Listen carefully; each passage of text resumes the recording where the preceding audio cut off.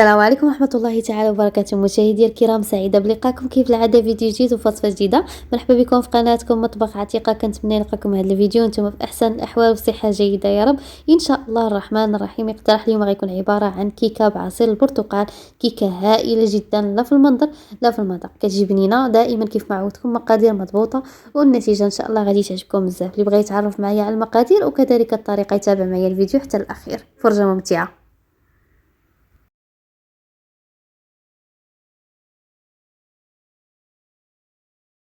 دوزو على بركة الله نشوفوا المقادير باش نحضروا هذا الكيك. غادي نحتاجوا في المقادير كأس ديال السكر، كأس ديال عصير البرتقال. بالنسبه للدقيق عندي هنا 2 ديال الكؤوس اللي كيكونوا عامرين، الكأس الثالث كيكون فايت النصف بشويه، كأس لاروب ديال الزيت، ساشي ديال الفاني، 2 ديال الخمارات اللي كيكونوا فيهم 16 غرام، شويه ديال الملحه لتصحيح الذوق، قشور ديال البرتقال، ونحتاج 4 ديال الحبات ديال البيض اللي يكونوا بحراره المطبخ.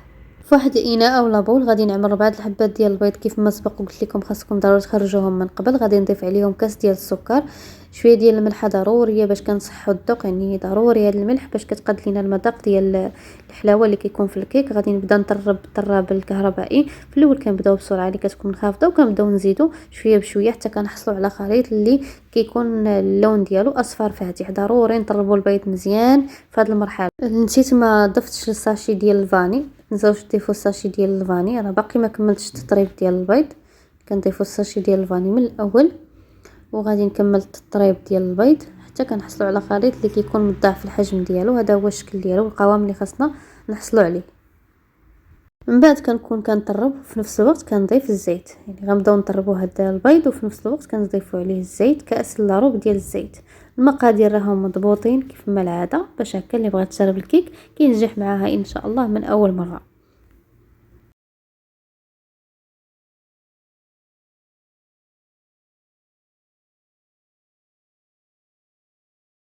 بعد غادي نضيفو كأس ديال عصير البرتقال، يعني في نفس الوقت كنطرب وانا كنضيف المكونات. كأس ديال عصير البرتقال.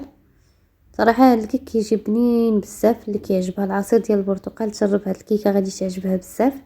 كنطرب شويه غير كيبان لي نساجم يعني العصير ديال البرتقال مع البيض والمكونات الاولى، صافي كنحبس كنضيف القشور ديال البرتقال. كتاخذوا يعني ليمونه اللي كتكونوا كتعصروا اللي عصرتوها يعني باش نحضروا الكيك، كنحيدوا منها القشره ديالها.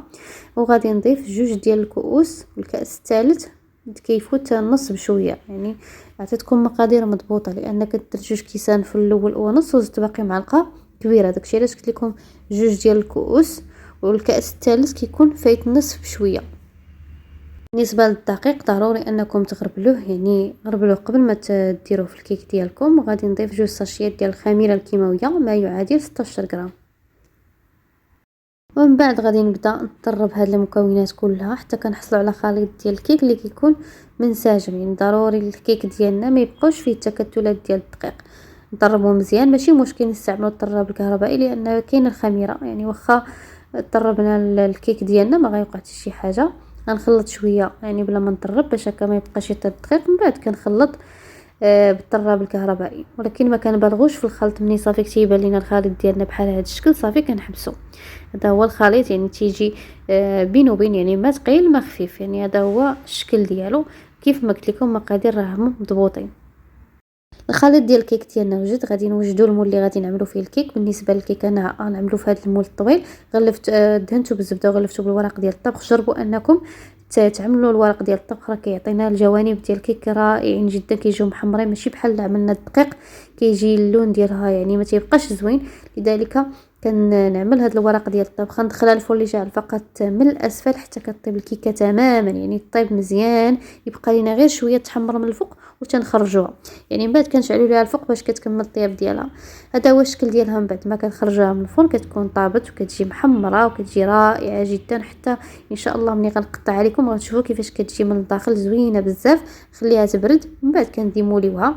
منين بردت لي الكيكه غادي نحيد هذاك الورق ديال الطبخ اللي حنا عملناه كيف ما تيبان لكم. شوفوا الجوانب كيفاش كيجيو. من بعد ملي كنديروا هذا الورق ماشي بحال غبرناها بالدقيق.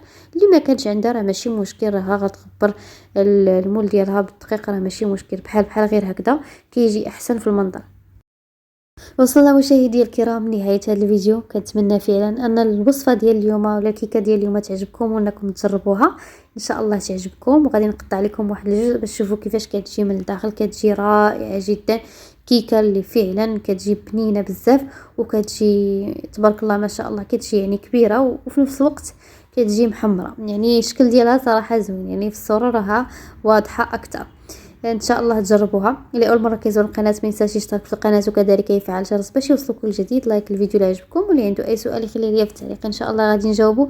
كنتمنى لكم تمام الصحه والعافيه، ونتلاقاو باذن الله في الفيديو القادم. الى اللقاء.